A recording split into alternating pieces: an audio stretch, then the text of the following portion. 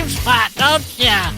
Always. I know all about Why it. you keep on coming over here every Monday night and you flip me over on my stomach and you say I'm gonna freaking pour some Mountain Dew inside me and then you drink it out of Grandma. Cadbury cream's got nothing on you, baby. Oh, I got a creamy egg for you, Rob. Welcome back to the Brohio podcast. I'm Rock. I'm Dwayne the Rock Johnson. Okay. I bet he's got a really small dick. Look at that fucking big ass nugget he's got on his shoulders. I don't know. Yeah, dude. But I'm Rob Dog. What's up, everybody? How's it going? We got a fucking washing machine going on and spin cycle in the background, so don't worry about that. It's okay. We're here. Everybody calm down. My wife came down here and I said, "What are you doing?" She said, "I'm doing something you never do." And I said, "What's that?" Finish in over 30 seconds. She said, "No, I'm doing fucking laundry." I said, "I can't have the washer going in the background while I record this world-renowned podcast." And she said, "I'm not going to bed at fucking midnight, and our sheets are disgusting." Yeah, we're known for our top-notch sound and no background noise. So we are known for having washing machines, usually kids inside washing machines in the background. Yeah. Okay, let's hop on these Patreon subscribers right now. Oh, let's hop on them. Speaking of Cadbury cream eggs, this first subscriber goes by Egg, and that's it. Thanks, Egg. Thank you, Egg. Next, we got Screwy Louie. Okay. What the fuck? Thanks, Screwy. Desiree Callison. Desiree, thank you for your Patreon pledge. The next one kind of sounds like she might be a porn star. I can't even do that last name. Chloe Camille. Camille. Sure. Chamille. Chamomile. I don't know. Camel toe. Chloe Camel toe. I don't know. Chloe Chamomile. That's it. Let's chamomile. All right. Yeah. Thank you for joining us. Thank you very much for your Patreon. We're sorry. She's probably heard everything with her last name growing that's up. definitely not her real name. No. She's definitely an adult film star of some type. Good for her. Yeah. I've been meaning to say this. If you, well, first off, this episode is sponsored by our official sticker sponsor, Sticker Theories. Go to stickertheories.com. Use all caps Brohio for 10% off your order. You make any kind of fucking sticker you want. And they send us, they help us out with our stickers and send us free stickers. It's fucking incredible. Yeah, it is. Check them out. And we got a lot of social distancing going on. I told Rob earlier today, that we're like Vince McMahon. We're the only people putting out fresh content. But I think that is the only thing that podcasting is probably getting. I don't listen to podcasts, so very rarely yet. I think you're probably getting a steady stream of content because people are just sitting at home, presumably. Right. But I would think. I don't know. I know our numbers have gone way down because of, and I talked with a lot of other people. A lot of people's numbers are going down because people aren't commuting, people aren't at work, and can't necessarily listen to the bros of Brohio while you're mopping around the house and your kids are fucking being homeschooled and shit. Right. Or maybe if you do listen with your kids, let us know. BrohioPodcast@gmail.com. We are consistently getting emails about people that wipe their dicks after pissing. Yes, I just saw another one come through earlier. Man, you guys are fucking weird. And so there's a lot of social distancing going on. Mm-hmm. And I think there's been a bit of a regression here. Well, I shouldn't say that. The infectious disease guy, Fauci, and the Felci, whatever his name is, I don't know. Okay. Well, you and I are about as well versed in the news as a potato. So yeah, I don't fucking know anything, man. He says that with this pandemic, what will change is we won't shake hands any longer. Okay. Like I'm fine with that. Yeah, it's whatever. So there's. And I've got some of my great grandfather's journals put up in my library, and I read about the Spanish flu of 1918. Okay, are you familiar with that? I know about it, but I don't really know anything. Killed everybody, Rob. Okay. Unlike this one that was supposed to kill everybody, and it's killed about 200 people in Ohio. Maybe Ohio. It's not bad. New York, they're all fucking dying. Well, yeah, that's fucking 200 times the population. Jersey Pete, I hope he's okay. He's my favorite person from that area of America. Yeah. But everyone is sick in New York, and it's really sad. I'm going to go ahead and start recording our backup audio. Yeah, that'd be good. Lose everything. And I'm reading this journal about the Spanish flu, okay? we didn't just used to shake hands. Before the Spanish flu, when you met another man, instead of shaking hands, he would lie on his back and pull his legs up. Dogs went running. The dogs went running. And they would, a formal way of saying hello is they would fuck each other in the butt. Okay. They would lean way back, and they would just take it. And that's how they said hello. And then after the Spanish flu, they said, we can't fuck each other when we see each other anymore. Man, I'm all for bringing that back.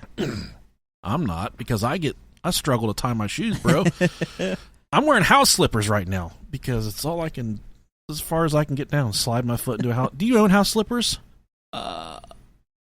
I used to. I think I got rid of them once I moved. My house slipper game it's increased 1,000% over the past couple of years. There's no better way to live your life than in house slippers. I fucking hate being barefooted. Yeah, I'm not about it. I will wear my work boots until I go to bed. Yep. I will put I'm really comfortable in shoes, so. Yeah. I wear my work boots all day. Yeah. Because I'm a working man. You know all about that. One other thing we've talked about in the past few weeks is the history of fellatio. Oh, yeah. The history of blowjobs. And I found an article at Lilo.com, 10 facts about fellatio that will blow you away, blowjobs through the ages. All right. Because we wanted to know about the origins of fellatio. I want one of those 1920s blowjobs. Hold on, there's one better than that. It says in... It's like Great Depression blowjob. I want the saddest blowjob ever. There's corn in it and shit. And this is not because we're sex addicts or anything like that. It's just an interesting thing to think about how this all started, okay? This says Divine Beginnings. The written mention of oral sex appears in an Egyptian burial chamber. Oh, man. Okay. Extracts from wall inscriptions tell the myth of Osiris. After being murdered and cut into pieces, the goddess Isis, goddamn Taliban, tried to put the pieces together but could not find his manhood. Resourcefully, she fashioned one out of clay and used her mouth to breathe life into him through it. Okay. Wow, that's devotion right there. The frescoes dotting the ancient city of Pompeii, this is a different part of the world, known for the huge natural disaster of the Mount Vesuvius eruption in AD 79, could be described as downright pornographic. On everything from graffiti to bathhouse murals was covered in pictures of sex acts, with pictures, names, and terms drawn on brothel doors as a menu of services to be enjoyed within. Now, thousands of years later, these inscriptions can be read to describe someone named Myrtis. Nice. Good name. I will never get a blowjob from someone named Myrtis. Oh, that's nasty. Who was apparently very gifted with their mouth, whatever. It doesn't say what. And then this is what I'm talking about. In ancient Rome, sex between men was common in ancient Rome culture and carried with its own dynamics, including a double standard regarding oral sex. It was a humiliation for the person who performs oral sex, which is why calling someone a sucker was a common insult even then. Okay. So if you're gay... I mean, I guess it would be more gay if you're doing the sucking as opposed to getting sucked. I was in prison, and I would ask those guys, why are you sucking each other's dicks? And they would say that they're just doing each other a favor. It's like a pat on the back. Taking one for the team? Yeah. So it goes back it dates back exceptionally far. Okay, yeah. It goes back way. They've been sucking each other's phalluses for a long time, Rob Dog. Just tugging on it. It didn't just start recently. This is new stuff. In my newspaper article for this week, this is weird, all right? Dude, just thinking about it, think about sucking on an ancient Roman dick. It's unwashed. It looks like a broccoli. This battle garb on. A big golden wiener. Lift up your toga. Let me see the phallus. Phallus is the worst word ever. It really is. I don't like it at all. I think it's nasty. Yeah. You know what else I think is nasty and fucking disgusting are guys with puffy nipples. So if you're listening to this podcast and you're a man with puffy nipples, for $8.99 a month, you can enroll in DDP yoga just like I did, and you can get rid of your puffy nipples. And you can get into the safe house with Jake the Snake Roberts. Works like a charm. Funny story about Jake the Snake Roberts. He's a professional wrestler that almost died from... I mean, he's had a very storied past. Yeah. But we reached out to him once via email, and his representative did email us back, but it didn't work out the way we were supposed to interview him at a comedy club. It didn't work out. But every time I go to share my notes via Google, Oh shit! Yeah. when I type in Rob, the first name that I hit R and then Rob and then Jake the Snake Roberts pops up. Right. And I always fucking click Jake the Snake. Yeah, because when we did the Hillary Clinton episode, you sent him that research like 3 times, and he read it. And I got on the Hillary Clinton thing, and I could see that he was actively reading the notes. Like it shows when someone's... I said, oh my God, Jake the Snake Roberts reading my notes. So now, just out of good faith, I just send him the notes every week. Just let Jake the Snake, you need something to read these shitty-ass copy and paste notes, bro. Maybe one day he'll remember us. Yeah, I hope so. He doesn't remember shit, dude. That guy's so burned out. A Uganda court on Tuesday charged 10 police officers with aggravated torture for allegedly forcing dozens of women to rub mud on their genitals. Whoa. Wait, on the cops' genitals or on their own genitals? Forcing dozens of women to rub mud on their genitals as punishment for breaking a coronavirus curfew, which gives a whole new meaning to the term mud flaps. Oh, no. I made that one up. That's so good. Mud flaps. Oh, man. The incident took place on April 2nd in the northern town of Iligu on the border with southern Sudan, the day after a nightmare curfew took effect in the fight against COVID-19. Police officers appeared before the court in nearby Gulu on Tuesday. These sound like noises I make when I'm hawking a fucking loogie. And were ordered held until May 7th, Ugandan police said on their Twitter account. On Monday, police spokesman Fred Enanga had announced a joint investigation with the Army into the alleged aggravated torture of several women and a few men. Okay, There were some guys involved. All right. Who were being accused of flouting curfew orders and the ban on public spaces. He said security forces had used a heavy-handed approach to disperse the 31 women described Uganda Radio Network as sex workers and 7 men. The patrollers kicked doors open and dragged the occupants out, and some fell in the muddy surfaces. Several vulnerable women and men were injured in the process. Victims reported the incident to their landlady, Beatrice Oma, Oh, jeez. who took photos of their injuries. The images went viral. The injuries included wounds in the women's thighs and buttocks, apparently from caning, a known process. What? Caning? What the fuck is that? Uma told local journalists that Probably when you beat the fuck out of someone with a cane, I would assume. they all got they're probably hung heavy over there. I would assume. They all got canes, man. Police officers forced the women to roll in the mud and rub mud on their genitals. 7 men were allegedly assaulted by security forces in the same incident. Oh, this is what we've come to, Rob. Those poor mud flaps. Can't even go out without having mud rubbed on your butthole. Mud in your pussy. Mud flaps. I'm a big fan of mud flaps myself. Crusty lips. Nobody likes that. Keeps the shit from flying off the semi-trucks and hitting your car. Right, That's does. what mud flaps are for. Yep. Okay, so here's how this week started. I said, Rob, let's do ICP. He said, let's fucking do it. I come down to crunch time today. No research was started. I said, Rob, we can't do it. We've done no research. He said, I don't fucking care, bro. Let's just sit down and shoot the shit. I said, all right, let's do that. But then I had a little bit, so I found this topic called Ourang Medan. That sounds like a mouthful. Yes, it does. Sounds boring, but it is not boring. It's a fucking ghost ship. There's aliens and ghosts. Not a lot of aliens. I know you guys don't like aliens very much. There's ghosts. There's people dying. There's dogs. Okay. I can't even begin to explain the mysteries of Ourang Medan. Okay. I'm sorry, I'm already losing it already. I'm trying to keep my social distance over here. Yeah, we're about 3 feet apart. That's half of it. Yeah, half the distance. We'll be fine. I don't think it's okay. I think it's fake, but anyways, it's not fake. So, you guys know I hate snakes, and you guys know I hate teeth, and that's why you continuously send me pictures of snakes with teeth. I don't like it. No. I think it's fucking stupid. It's really weird. I think the people that send it to me probably have puffy nipples, and if I saw them out on a schoolyard, they're just getting back at you. Fuck them up. Yeah, they're getting back at me. Yeah, it's rude. The only thing I fear more than snakes is the wide, vast ocean. I'm terrified. Dude. It's terrifying. I'm scared of all the shit that's in the fucking ocean.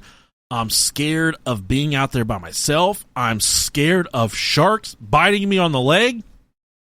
I know they don't call me the delicious Nickalicious for nothing, Rob. You take one bite of these fat cheeks and my ass tastes like peanut butter and jelly. Okay? You got a good marinade going on. I've been told by a certain gym teacher that my butt tastes like peanut butter and jelly, all right? He said, man, you better give me a glass of milk because it tastes like something I've had before. You start calling you delicious Nickalicious. That's a good compliment. It is a really nice compliment. And I said, you've got the hairiest legs I've ever seen, sir. Drill bit. Coach Drill bit. But I'm terrified of the ocean, dude. I think you are as well. Oh, yeah. No, I don't think anybody likes the thought of being out in the ocean. You go on cruises and shit, though. I do, yeah. It doesn't bother me whenever I'm on it, but I mean, on what? If on a cruise, if okay. If I'm ever dangling over the rails, then I get scared. Yeah. But, I didn't know if you're talking about a dick or something. well, I'm never scared of that. I'm not scared of being on one of those. It's second nature, dog. Don't tempt me with a good time, Screwy Louie. Okay. And it's already derailing. What the fuck are we talking about? I don't give a shit. Juggalos. No, we're talking about a ghost ship. This tale has varying accounts, albeit a lot of different accounts, but it is seemingly said that this event and this ship was completely scrubbed from history. Hell yeah, I like it. And there are some documents to support that, and there's some first-hand accounts to support that as well. All I know is the ocean is scary. It really is. Yeah. I will not ever go into the middle of the ocean and float by myself in a shark cage. I just got no interest in the ocean. Or just for fun. I like the beaches. I'm okay with the beaches. But a wide open ocean, not for me. Yeah. Not for you. Not for any of us. No. I think they should focus more on getting rid of the oceans than they should focus on getting rid of what we've got going on in the world right now. I would agree, yeah. There's too much fucking water on this earth. Think about all the cool stuff. Think about the social distancing we could do in the middle of the Atlantic if we got rid of the fucking water. Man, because there's land under there. You can't drink salt water. What's it good for? Yeah, that's very true. Nothing. You know how many skyscrapers we could build? All of them. Every one. How much oil is down there. Oh, man. So many dead dinosaurs. I used my gas card the other day. So some of you might not know this. If you go to Gas Buddy, and this is not an endorsement, Gas Buddy is an app where they you get gas prices, but they have a program you can enroll in, and it's like a Target Red Card where it links up to your bank account. It links up to your routing number and your account number, and you use it to get gas, and then it immediately takes 20 cents off the gallon every single time you use it, and then it charges you like an ACH transaction, and you can use that, but you get discounts for the shit.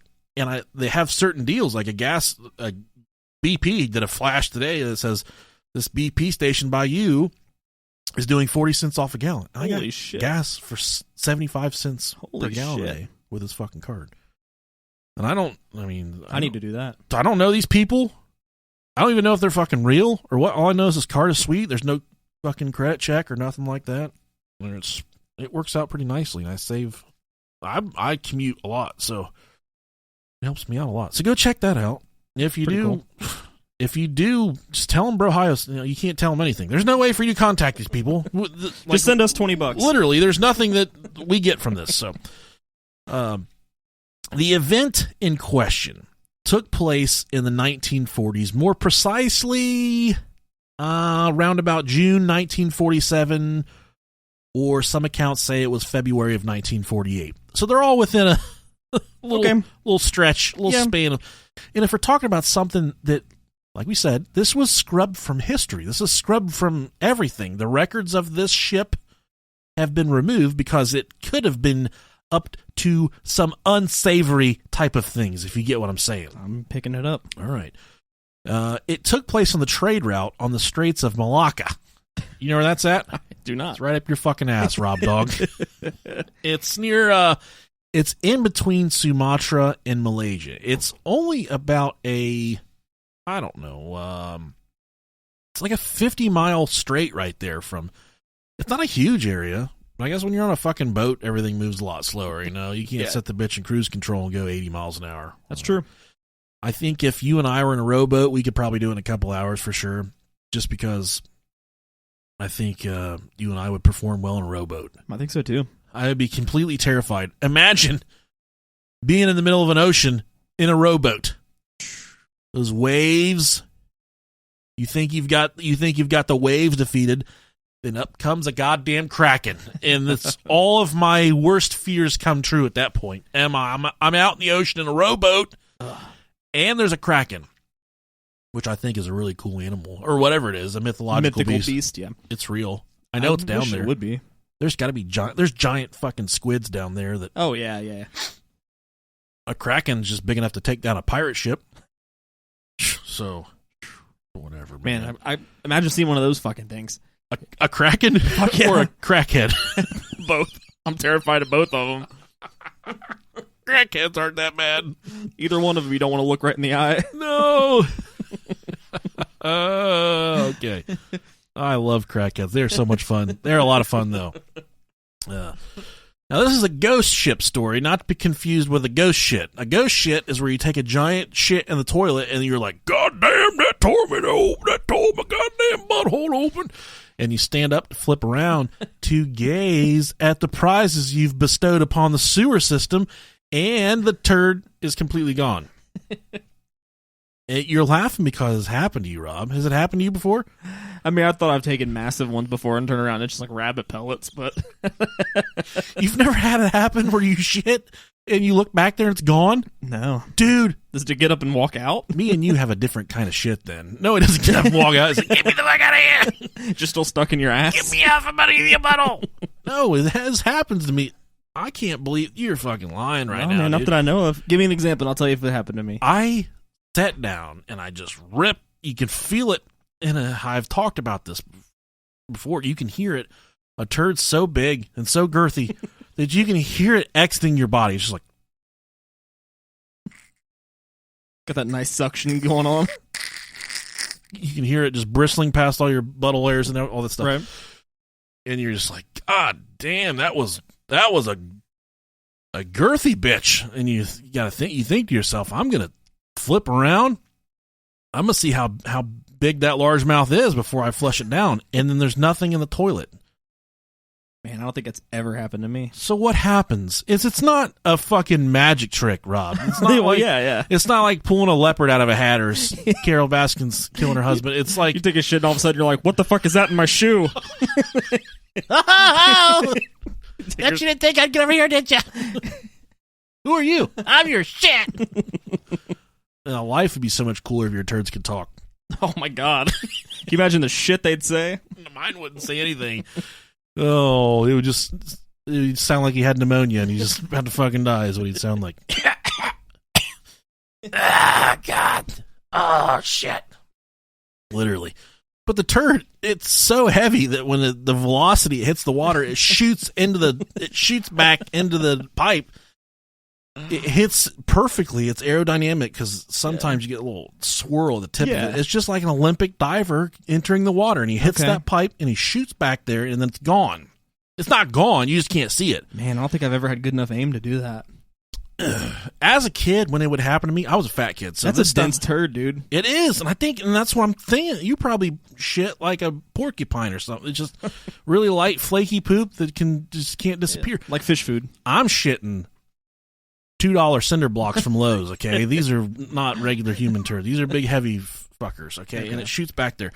And as a kid, I would get upset, and I would reach my hand down there in the pipe, and I'd pull it back out. Just pull it out like someone noodling a catfish out of a river, and you pull it out, and you look at it. You're just shitting out pumpkin rolls. And my mom caught me one time. She said, "What are you doing reaching back down at her for her poop?" I said, "I'm tired of being hungry, honestly. Looking for something to eat.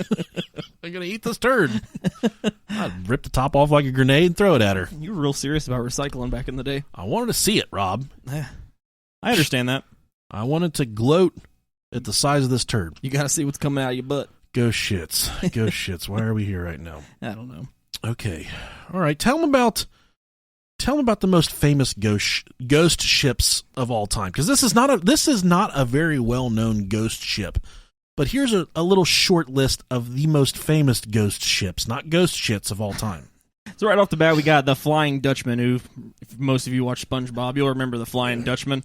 So in maritime folklore, this ghost ship has left the maximum impact like no other by inspiring numerous paintings, films, books, fucking operas, etc. Van der Decken, the captain, on its way towards the East Indies, with sheer determination tried to steer his ship through the adverse weather condition of the Cape of Good Hope, but failed miserably, even after vowing to drift until the doomsday.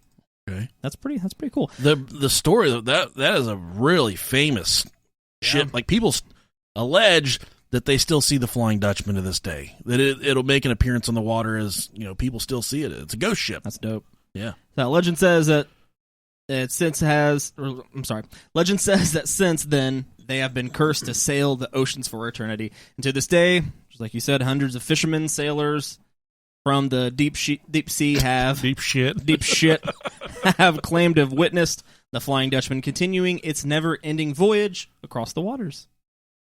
And then you got the Mary Celeste, and this is probably the most famous real-life ghost ship story, embracing the Mary Celeste, found adrift in the Atlantic Ocean back in 1872 in a completely unharmed condition with all of its sails still up, the crew's personal belongings intact, and cargo hold of over 1,500 alcohol barrels untouched. Oh, wow. Sign me up. I want to be on that one.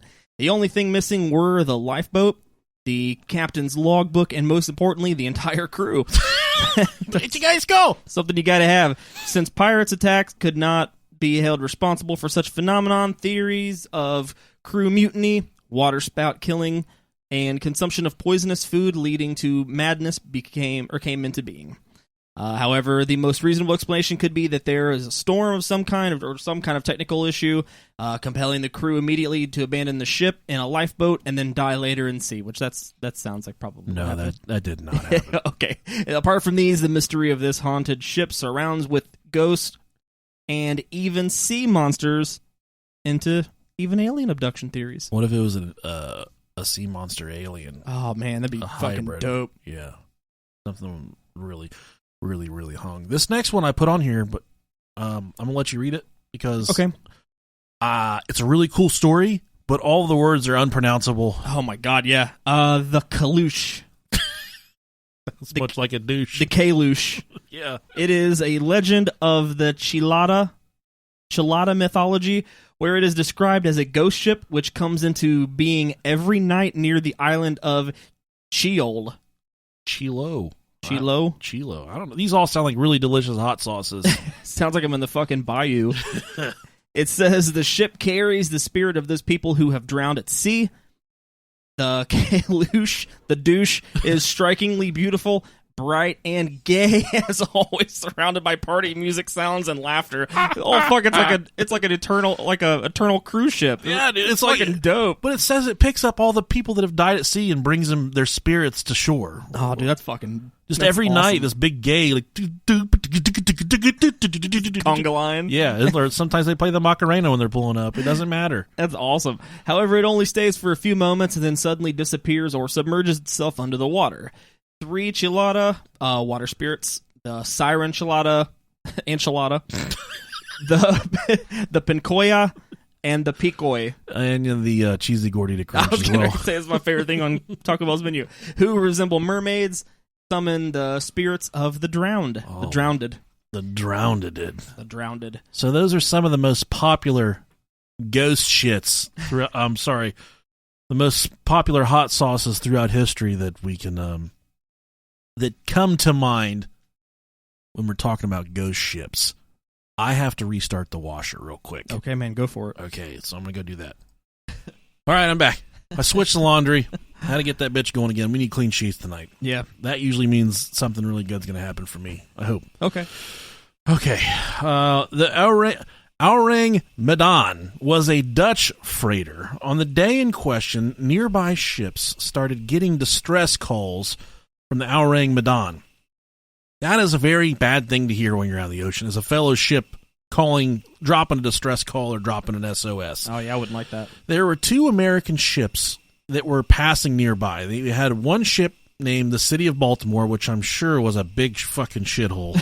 And then there was also people getting stabbed. Big shithole of a ship. Bums shitting on the sidewalk. All kinds of nasty stuff. And then we had the Silver Star. They started scrambling to find and assist the Ourang Medan. Now, this isn't like 2020 again. This is the 1940s where there had to be, it took a fucking act of God to find a random ship in the middle of the ocean. It might have only been 50 miles straight, but it's just thousands of miles wide.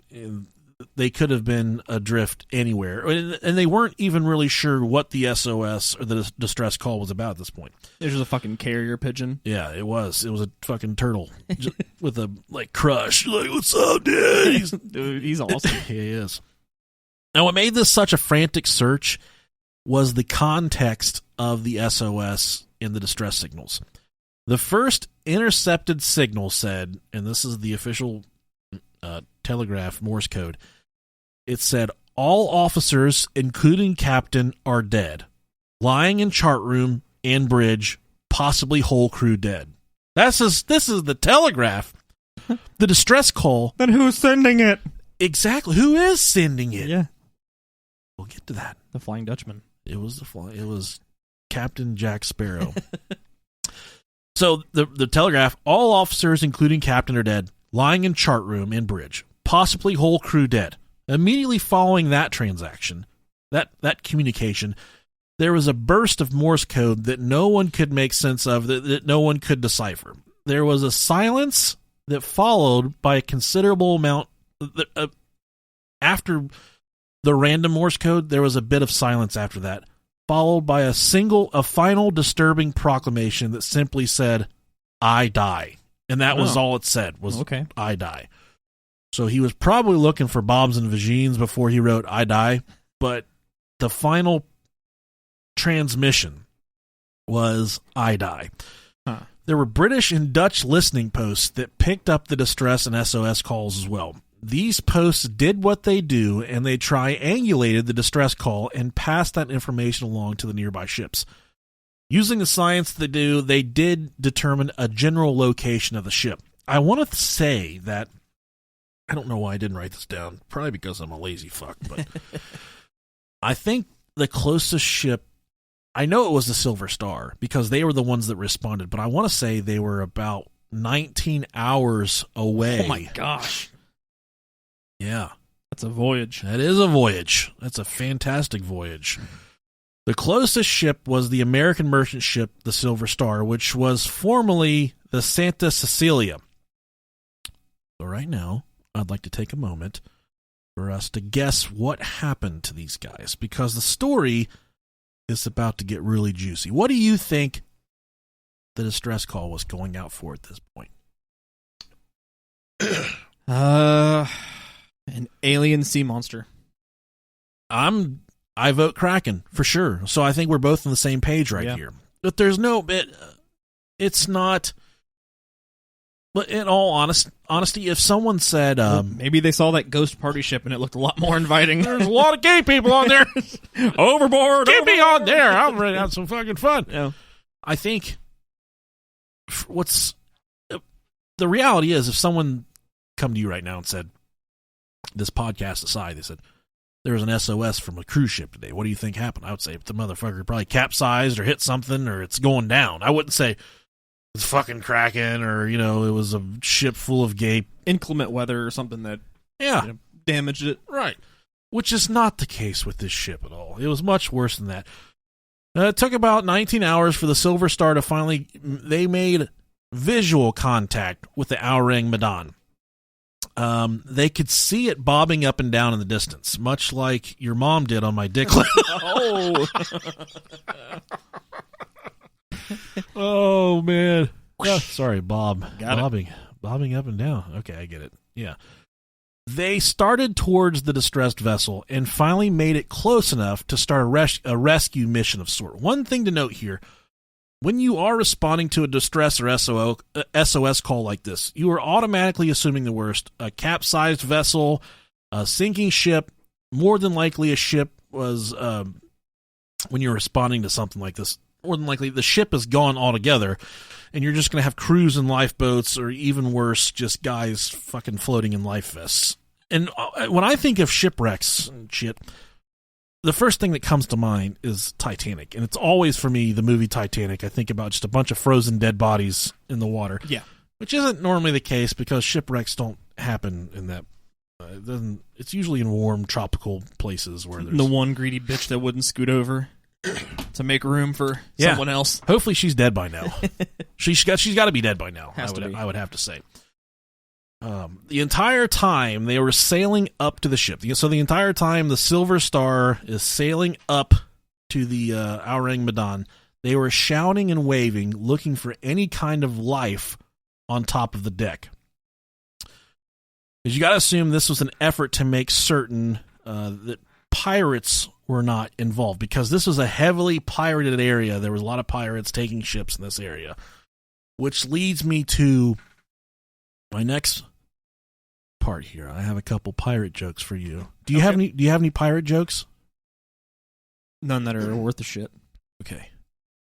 My first pirate joke, there's a pirate that walks into a bar, right? And the bartender says, "Wow, you look a lot worse than the last time I saw you." And the pirate says, "Arr, what do you mean I look just the same?" And he said, "Well, last time you didn't have a peg leg." And the pirate said, "Well, I got it blown off by a cannonball in battle." And the bartender says, "Oh, okay. Last time you didn't have a hook on your arm." And he said, "Arr, we invaded another ship and someone got lucky and sliced me hand off when I got fitted for this nice hook right here." And the bartender says, "Oh, well, cool hook, man." And then the bartender says, "And you didn't have that eye patch either."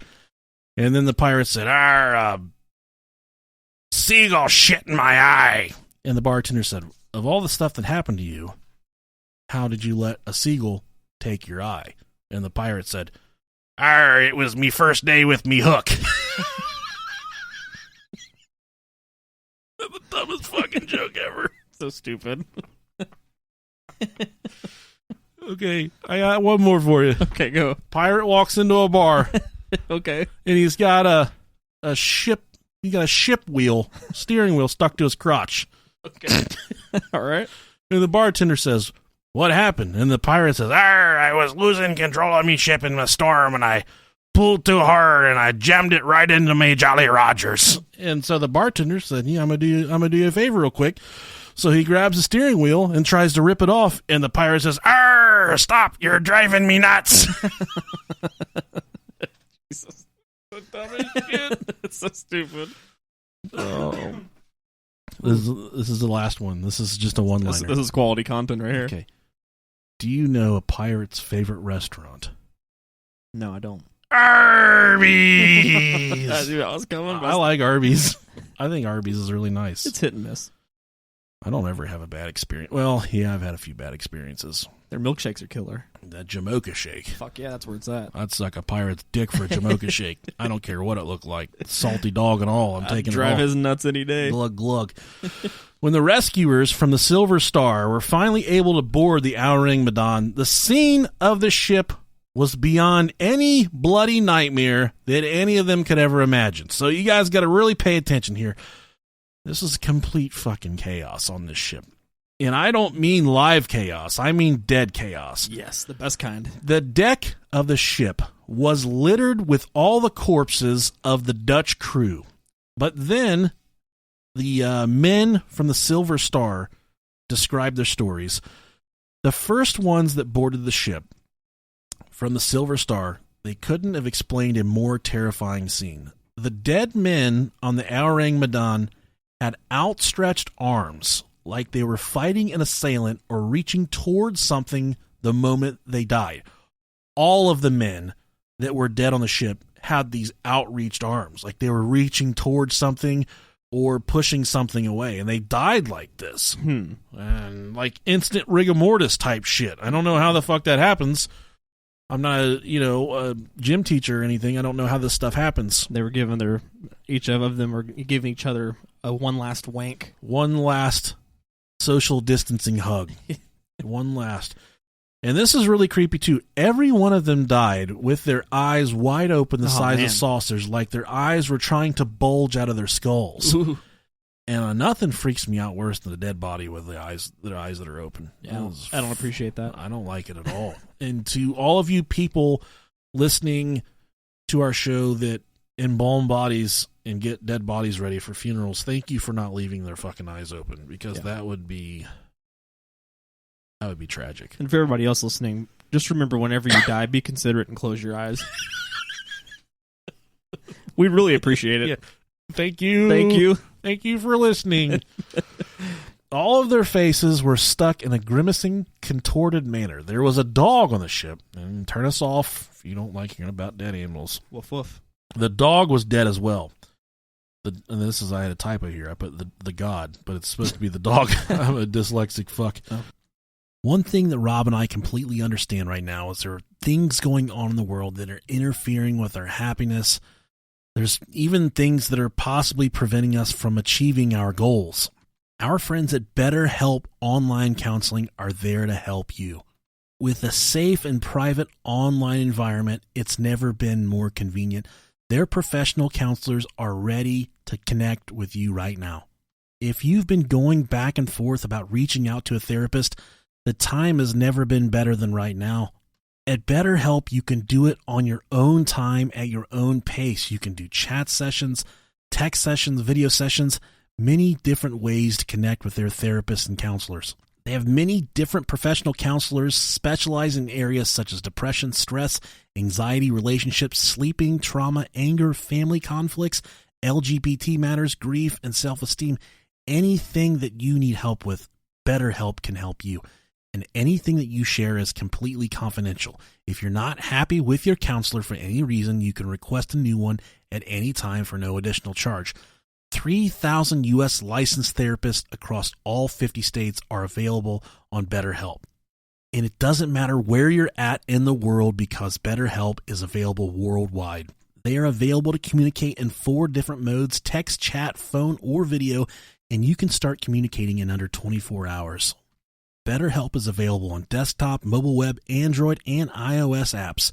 You can schedule video and phone sessions weekly, or your therapist may ask you to go more than once per week. They do offer financial assistance and financial aid for those who qualify. It's safe, it's convenient, and best of all, it is truly affordable. And to make it even more affordable for you, the listeners of the Brohio podcast can get 10% off your first month. All you have to use is discount code BROHIO. That's BROHIO. So go to betterhelp.com/BROHIO. All you have to do is simply fill out a questionnaire to help them assess your needs and get matched with a counselor you'll love. That's betterhelp.com/BROHIO. Much like the humans, the dog died with a snarling growl on its face as if it died in the heat of a violent fight. So what the fuck was on this ship that caused all these people to die like this? That caused the dog to go down swinging, and it caused all the people on it to go down swinging. The rescue crew started to make their way even further into the ship. The communication officer that sent out this SOS, the distress call, was still seated at his post, dead, but his fingers were still resting against the ship's telegraph. Ooh, nice. I can't even make sense of this. They could find nothing on the ship that would have caused such a mass death in such a strange manner. So there was no fucking goblin running around. Fucking goblin. Fart monster. There was nothing running around the ship that could have caused something like this. Is definitely a wizard or a witch. That's the only thing I can think of to cause a death. Yeah. Or a Jedi, maybe. The Jedi. I'm all for that. And we don't know what time period Jedis are from. True, we don't. But I don't think it was a Jedi. Yeah. That last fucking Jedi movie was a stinky turd. I do know that. Hadn't seen it yet. Very good. Yeah. Okay. So they started to, and this is where it gets a little sketchy. As if it wasn't sketchy already. It gets a little more sketchy right here. They started to get near the boiler room. The temperature in and around, well, it was 110 degrees that day outside, but the temperature around the boiler room was exceptionally higher than that. But the rescue crew, they all gave firsthand accounts that they felt a ghastly, cool chill that felt like it was blowing right through them. That was not, and you can't get cool air on a 110-degree day. Yeah, it doesn't happen. And they said they felt this cool air blowing right through them. At this point, they said, fuck all this shit, and they got back on their own ship with the intentions to tow the Ourang Medan back to port. So they started to tie the ship in a manner that they could tow it back with them. But as quickly as they got the thing tied up, smoke started rolling from the hull of the ship, of the Ourang Medan. All of the men the rescuers abandoned the Ourang Medan and jumped back onto the Silver Star. As quickly as they could cut the tow rope and pull away, the Ourang Medan burst into flames and immediately began to sink to the bottom of the ocean floor. One quote from a guy that was there said, it lifted herself, there was an explosion, I guess. It lifted herself from the water and swiftly sank. Damn. Unfortunately, yeah, damn's the word. What the fuck just happened? Right. All of these guys are like, die with like, oh shit faces on. It had to be goblins. It was goblin. It had to be goblins. I don't know what it was. Or maybe like sharks that grew legs. Dude, fuck, that's terrifying. It is terrifying. That's terrifying. Unless they had like little like alligator legs, then it wouldn't be as intimidating. But one thing I saw that was kind of scary, I watched, what did I watch yesterday? Zombieland Double Tap. The second it's one. so fucking good. It's good. But so fucking good. It was scary. Like, these zombies are super smart. They're getting smarter. Yeah. They can do shit. They can jump on. I actually preferred that one to the first one. Yeah, they're both really good, though. They are. Yeah. Really, Woody Harrelson? I love him so much. Emma Stone for He's me. so fantastic. She doesn't, nothing for me. I'd eat her shit. I'd eat the guy that plays Blue in Rio. That's all I hear is the blue bird when he talks. Yeah. I don't know his fucking name. Try something stupid. Unfortunately, all the secrets and truths behind the Ourang Medan sank with the ship, forever holding its secrets. And there's no way to know for sure what happened to that ship, what happened to the crew on the ship, but there's been a lot of things that have unfolded since then that have kind of led us down a path of what could have potentially happened to these guys and what potentially happened to the ship. In 1953, the story of the ship hit Fate magazine. A lot of writers tried to give their spin on what happened. They said it was a paranormal UFO occurrence, okay? There was one gentleman from the Silver Star that came forward, and there were several other that came forward as well that said while they were walking around the ship, they heard an inhuman laughter coming that they couldn't figure out where it was coming.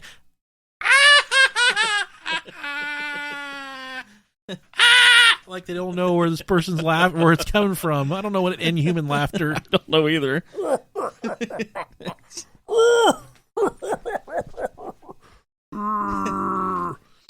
But they say it also ties in with one of the most famous not sci-fi, I guess. Yeah. One of the most alleged sci-fi experiences in all the history of America, the Philadelphia experiment. Oh, yeah. Tell them what the Philadelphia experiment was, Rob. This was one of my favorites. So the Philadelphia experiment is a alleged military experiment supposed to have been carried out by the U.S. Navy, and this is at the Philadelphia Naval Shipyard in Philadelphia, Pennsylvania. This is sometime around October 28th, 1943. So the U.S. Navy destroyer escort USS Eldridge was claimed to have been rendered invisible or cloaked to enemy devices. So the first story appeared in 1955 in letters unknown origin sent to a writer and astronomer, Morris K. Jessup. So the Philadelphia experiment, it said that Tesla was involved. Mm-hmm. They say that they caused a U.S. ship, a U.S. destroyer to essentially time travel. Completely invisible, yeah. And when it came back, all of the people on the ship were I guess dead or fused into the boat. Exactly. Yeah, They had pieces missing of themselves. There was people like they were fused into the deck, into the walls. It is such a trippy, crazy story. There's so much to it, but the thing about that is, some people came back with body parts missing, and but the crazy part about the Philadelphia experiment are all the witnesses that came forward that said they were involved with the Philadelphia experiment. There's so many people that said that, yeah, I was involved.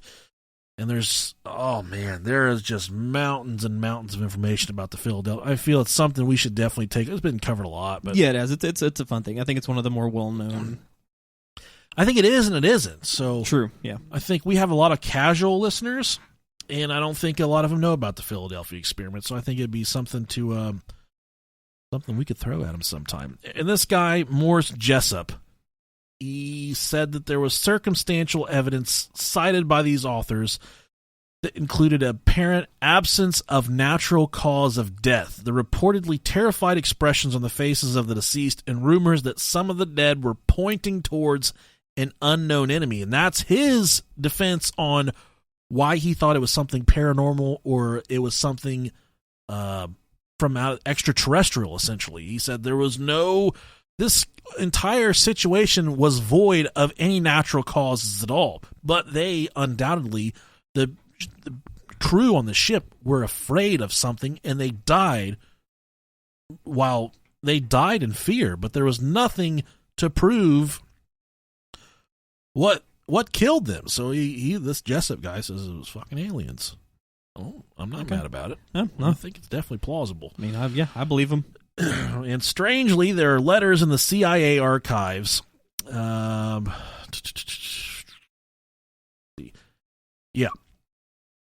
In December of 1959, C.H.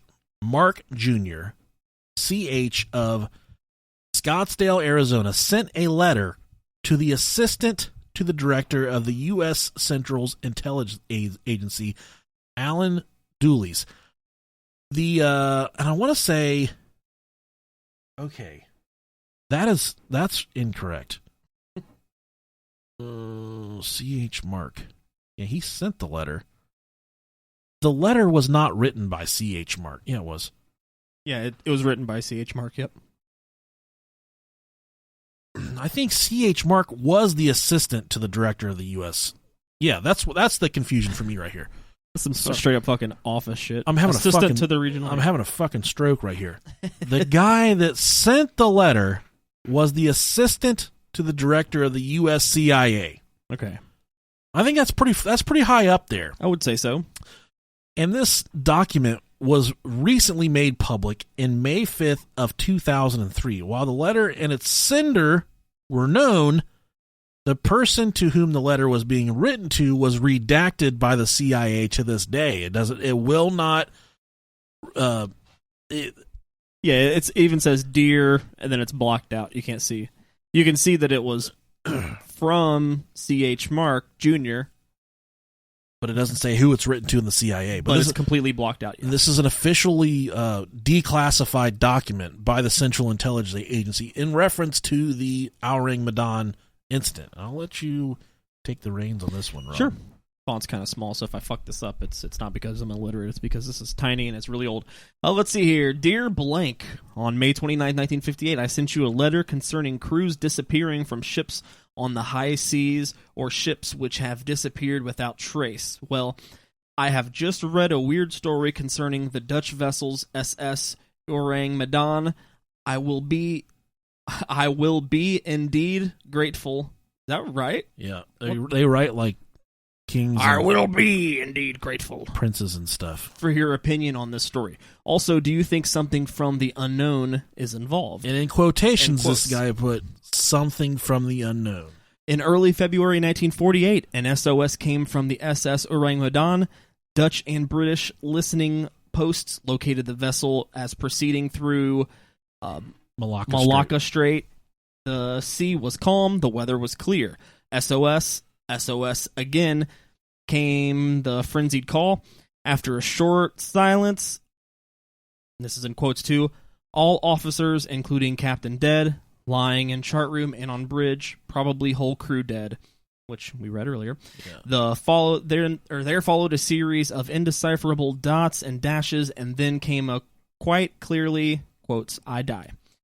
Rescue ships from Dutch Sumatra and British Malayan rushed to the indicated location of the vessel in distress. They found her only 50 miles from the position given. Boats were put over the sides to investigate. When boarding parties reached Ourang Medan, they found an eerie sight. There wasn't a living creature on the ship. The captain lay dead on the bridge. The bodies of other officers sprawled in the wheelhouse, chart room, and wardroom. The faithful Sparks was slumped in a chair in the radio shack, his hand still on the sending key. The bodies of the crew laid everywhere, in their rooms, in the passageways, on the decks, and all the dead faces had a look of convulsive horror. Convulsive horror. Convulsive. Jeez. Okay. As a report of the proceedings of the Merchant Marine Council put it, and this is in quotes as well, their frozen faces were upturned to the sun, their mouths were gaping open, and their eyes staring. Everyone was dead. Even the ship's dog, a small terrier, was lifeless, its teeth bared in anger or agony. But strangely, there was no sign of wounds or injuries on any of the bodies. After a quick conference, the boarding parties decided to put a tow line into the vessel and take her into port. But at that very moment, smoke and flames beheld... What is that? Is that Bellowed. Bellowed, there it is. Forth from number 4 hold. The fire was immediately so hot and so widespread that it was impossible to subdue. The boarding parties hurriedly abandoned the vessel and returned to the safety of their own ship. Moments later, there was a terrific explosion on the Ourang Medan, and the vessel sank with all her dead crew. I feel that the SS Ourang Medan tragedy holds the answer to many of the airplane accidents and unsolved mysteries of the sea. Also, I've often thought the many sightings of huge fiery spheres rising from the sea or disappearing into the sea by ships, crews, and captains in the 18th and 19th century. There are alarming passages in Old English chronicles written in medieval Latin and Latin something or another. I can't read that word. I don't know. I've lost it too. Looks like it says Inaunabula. Okay. I don't know what that means. With it. Sure.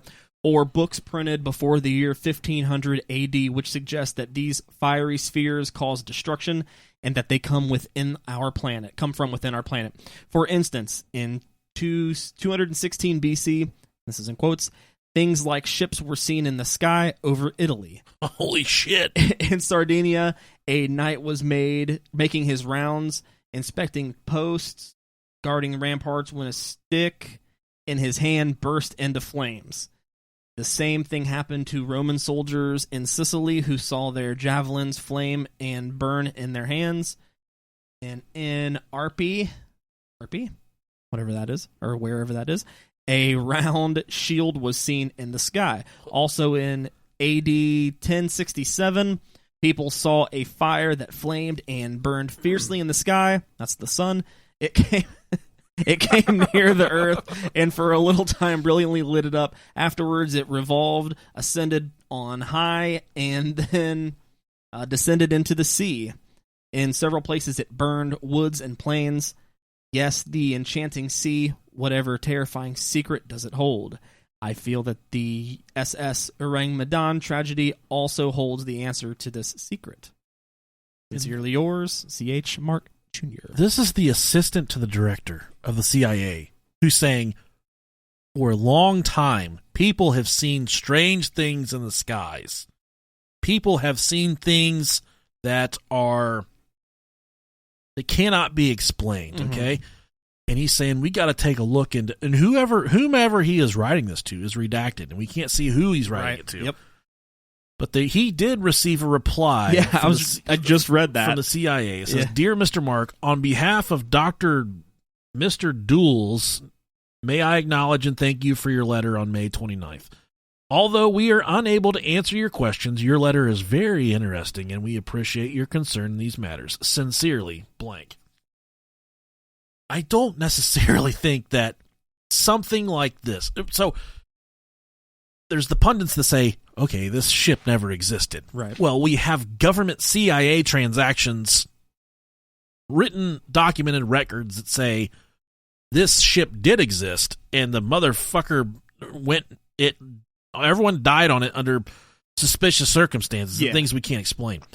So it leads you to believe that, okay, yeah, something really did happen here. So it takes away the question that some people do the research when I'm going through. They say it never happened. The ship never existed. Well, it did fucking exist because the CIA has it documented right here that, it did exist. We should believe everything the CIA says, for sure, always. They never lie to us. Never happened. It certainly makes us wonder. And the crazy thing is, there was no external injuries, there was no blood, and they all appeared to die in fucking agony. There's varying accounts that there was a missing lifeboat, along with all of the papers were missing on the ship. Maybe they all got hit with the scurvy. Arby's. I bet you pirates just used to fuck each other. It's disgusting. You got to get a nut when you can get a nut, buddy. Disgusting pirate that sex. poor terrier. That's why a dog was probably a poor little cum dumpster. I'm coming to take your booty. That's where that came from. There you go. Because pirates were just all raging. I mean, treasure, busting a nut. I mean, it's butt all smashers. Yeah. You can refer to it. It's all interchangeable. But I'm not hating the player or the game. Do you? Run your shit, man. Times are tough, man. You got to do what you got to do. Make it feel real good. Make it feel real good. The captain of the Silver Star had no explanation for the incident, but suspected that the Ourang Medan had loaded chemicals and ammunition and or explosives. He made a record of the incident in the logbook to report to the authorities on his return. So now we dive into what we think really happened to the SS Ourang Medan. There's no mention of the Ourang Medan's registration in Lloyd's shipping registers, nor has any official recording of the bizarre incident on board been discovered. The reason the precise date of the event has been so difficult to pinpoint is that the newspaper reports tell various versions of the story across a period of time, each adding and embellishing details along the way. Nevertheless, believers swear that this impossible, fantastical tale is absolutely true. And there was a lot of newspaper articles about the Ourang Medan. It wasn't like just like one snippet here and there. There was a lot of news articles about this ship going down. It said that the ship's registry wasn't found because it was actually registered in Sumatra. The vessel's name translates to Man from Medan, Medan being a Sumatran island. German researchers suggest there was I don't have his name written here because it was too fucking hard to pronounce. He suggests the potassium cyanide and nitroglycerin were stored in the ship's hold. Ah, okay. If so, this could certainly explain the vessel's sudden accidental destruction, as well as the nebulous nature of any records connected to the ship and the incident. In the tense international climate at the close of World War II, which is exactly where we're at right here, there were super sensitive materials to be transported and would spark quite an incident should they be used carelessly. Perhaps the details of the SS Ourang Medan are so difficult to find because somebody wants them to be difficult to find. Could be. That leads us to one theory that we've covered on this show before. Unit 731 was a Japanese military experiment where they would torture people. Oh, yeah, I forgot about this. You can go back and listen to this episode. Unit 731, really good episode. They would literally shove grenades up people's fucking asses and blow them up and then try and fix them. They would freeze people to poles. Pieces of their assholes hanging from the ceiling. There are chunks of butt flying through the air. People are trying to catch it on their noses and their mouths like Barney. Like, There's That's the original mistletoe. It was. Kiss me under the asshole. Kiss my butthole. Stuck on my butt. In this Unit 731, they did the most inhumane human experiments that humanity has ever seen before. They would fucking freeze people, okay? They would spray them with water, then freeze them, and then walk out there and smack them and see if they can get their extremities to shatter. This is fucking crazy. This is real stuff they were doing. So crazy. But a lot of this experiment We should try that with my penis one day. Let's say. We should freeze it. We just have to figure out a way to get it to stay outside of my body for the duration of the experiment. I'll just tie a string to the end, and I'll just pull the string real tight. Move your mud flaps, fat boy. Move them mud flaps. God, old stinky catfish. Dick smells like catfish. Been there. Have you ever had a lady tell you your penis smells like a catfish? No. That was the most awkward day I've ever spent with my mom. Really awkward. Really, really awkward. Oh, man. So the belief is that the SS Ourang Medan, they were essentially smuggling the cyanide, the nitro, whatever. Well, yeah, and to me, like the explosion, I could give a shit less about it. That could easily be explained by tons of different things. I would think it's their mysterious death that really absolutely that's what gets me. But a lot of people say that this ship was working with the Japanese military to transport these chemicals back and forth that were being used for the Unit 731 experiments. Oh, okay. They would use so these it's all connected. Biochemical weapons they were testing out, and really the whole premise of Unit 731, they were trying to figure out the best ways to blow people up, what was the most effective way to kill people in battle, and how to put their own people back together again. So literally they were inflicting the worst shit on people and figuring out how to try and... Well, I will tell you one thing. Us humans are pretty soft and squishy, so we're pretty prone to explosives. Yeah, they pretty much all fucking work. We don't do too well with explosives.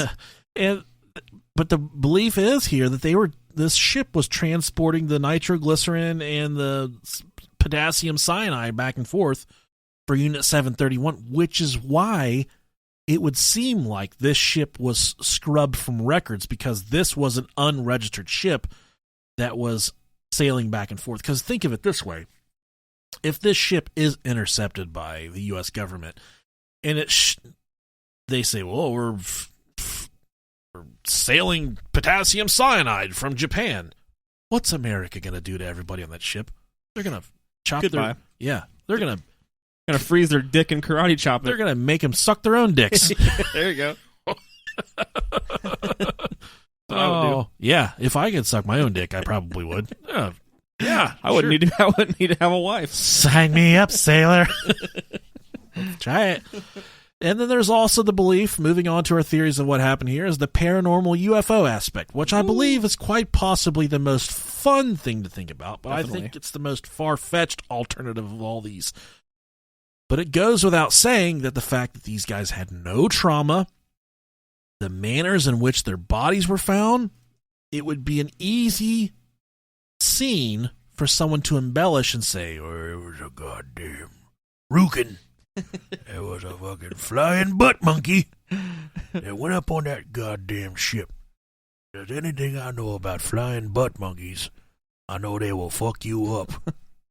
So there's a lot of speculation that there was aliens or some type of, I guess, extraterrestrial force that caused these people to die in the manner in which they died.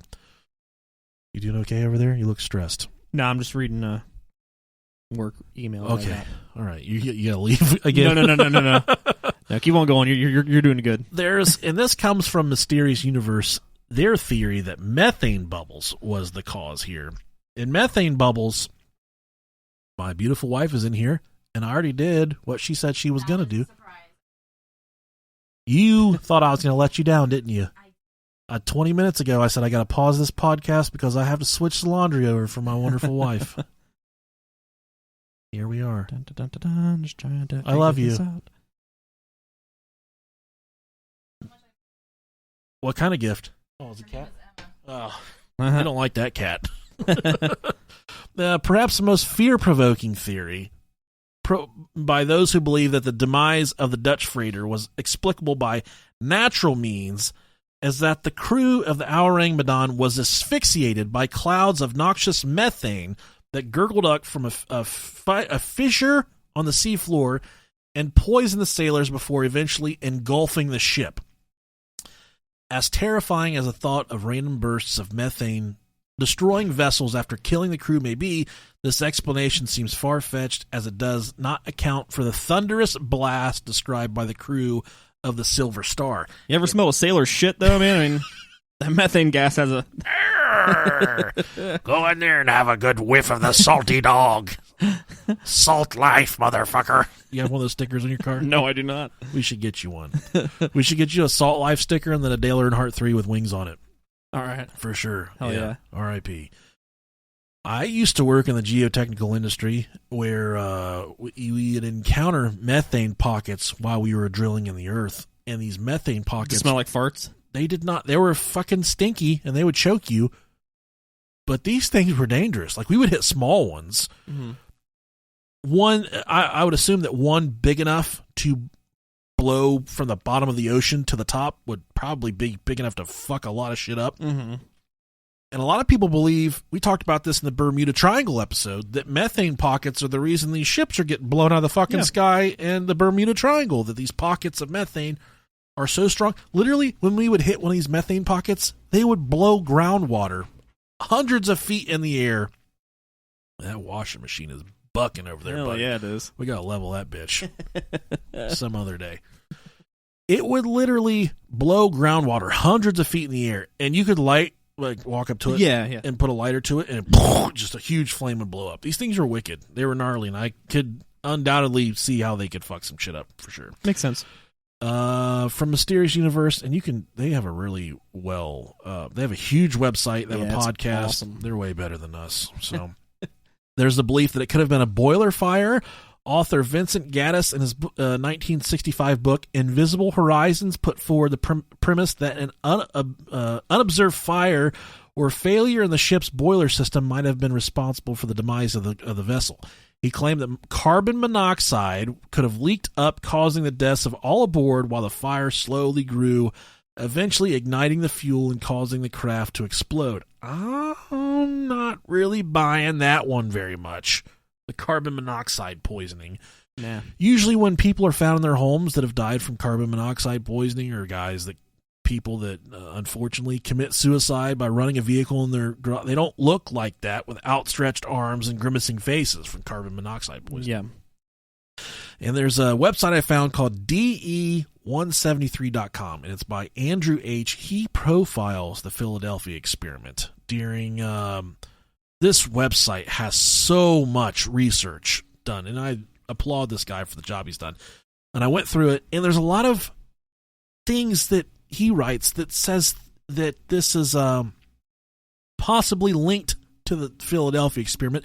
This could have been a time-traveling accident of some type, of where two fucking ships collided in time, and this is the aftermath of it, or all these dead bodies and this... I don't even know how to explain it, man. There's just...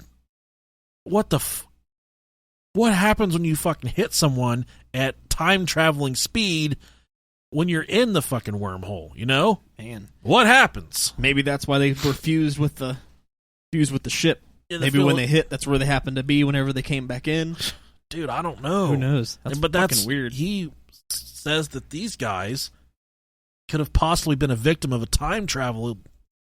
I guess, glitch. I don't know what you want to call it. But glitch in the Matrix. He also says that it could be pirates. There are theories claiming that pirates invaded the Ourang Medan and killed everyone on board. Problems with this theory is clear. It doesn't explain some accounts saying that there were no visible wounds on the victims' bodies. It also does not explain the SOS messages, as nothing is said about being attacked or boarded. However, it does fit with the Strait of Malacca's long history. Which there's a lot of butt pirating going on in the Malacca Strait. Sounds like the place. It sounds like there's a lot of butt pirating going on. But then there's this little snippet that I don't know where this came from. Some people say it's not real. Some people say it is real. Whatever. Okay. Sure. We're going to read it.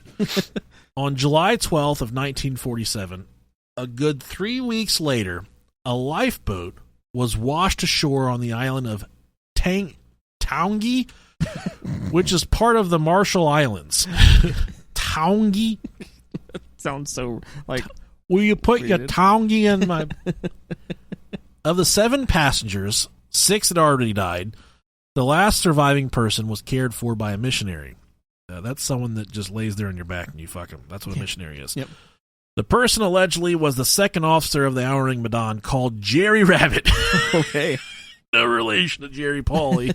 Probably his fucking dad. According to his information, the Ourang Medan had arrived in Ballast, Shanghai on June 7th, 1947, where Jerry Rabbit was recruited. The ship's command of the steamer, however, strangely... I got a steamer for you right now, Rob Dog.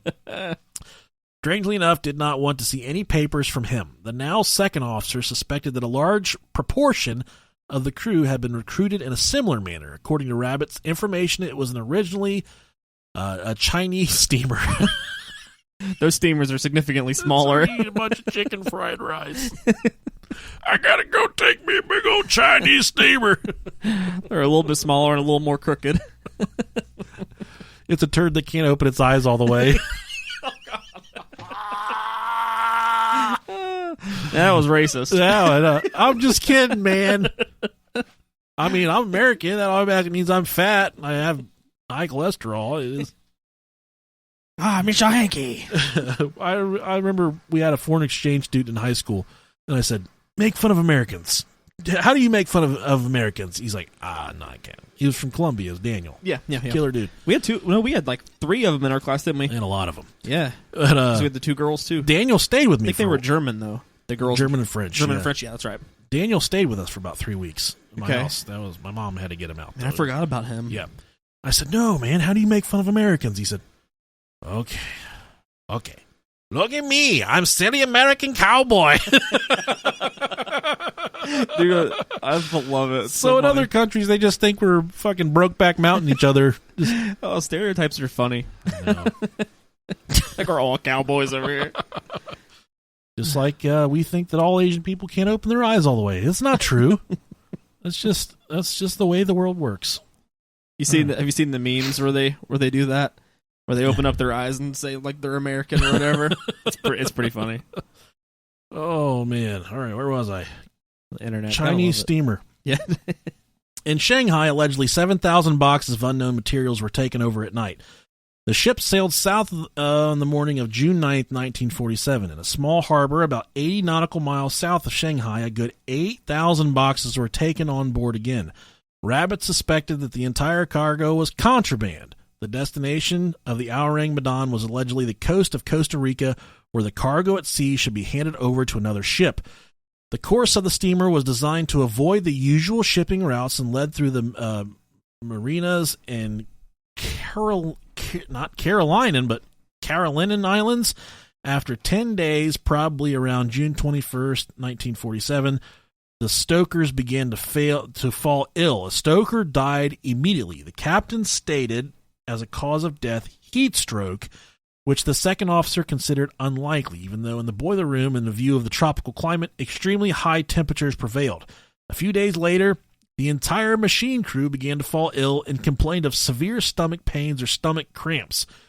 Looking through the ship's papers, Rabbit discovered that Ourang Medan had loaded 15,000 boxes of sulfuric acid and cyanide and 20 canisters of nitroglycerin. Oof. Rabbit guessed that some of the boxes had become leaky, just like my wiener, that fumes had formed. Since the captain refused to make an emergency call, Rabbit, together with 6 crew members on their own, set off a lifeboat and moved away from the now driving steamer as the ship's engine stopped. Since the lifeboat was equipped with neither water or provisions, the 6 other boat occupants of the lifeboat died within a few days due to the intense heat. Even Jerry Rabbit died of exhaustion a few days after his rescue. So that's okay. That's viable. And it's not as fun, but it's not as fun. But it would if I'd say it's the most plausible. If they were transporting, I could see like gasping for it was like a fucking mustard gas type situation or some kind of right. I could see them kind of, and I've seen the. But I mean, especially if it affected everybody that was on the main deck, which is, you're not enclosed anywhere. I mean, that might be a little less likely that you're gonna die like that because the fumes aren't actually getting to you. But I would think that you wouldn't have succumb to some kind of a poisoning as quickly as everybody else. Yeah. If you were like in that boiler room where the stuff was at, then yeah, you're fucked. But Oh man, if you're on a main deck where there's just you can breathe easily, fresh air. I don't think that's the most plausible idea. Absolutely, Definitely, they yeah. were transporting something, and I've seen the pictures from where this is most recently in Syria, where they attacked their own people with gas. Yeah. And I saw the pictures and the videos, and these people are all dead with their eyes open, like grimacing. So it would make sense that these people possibly gassed themselves on this ship. I don't know. Not as fun though. It's. Oh, I think it was a kraken. I like to think of like a shark with kangaroo legs came on. It was a crackhead kraken. Crackhead kraken. Yeah. Oh man, my wife's asking me, I want Roosters, B-Dubs, or Chipotle. Jesus Christ! I take all of them, Yes. girl. Yes, yes, and yes. Yes. So write us, tell us what you guys think. Hit us on the Facebook, hit us on the Twitter, Instagram, whatever, wherever you want to hit us at. Just don't hit us in the nuts because that hurts. Yeah, please don't do that. Don't hit me in the nuts. Yeah. Right now, I'm going to take my shorts off. Yes. I'm going to show Rob what it really means to be a pirate. Guess I'm not going home as soon as I thought. Peg leg. Thank you guys so much. We hope you're finding yourself safe and healthy and well spirits. Good all the way around. Yeah. Not sick. Yeah. Stay healthy. Stay very healthy. So We love you. we love you guys. Bye.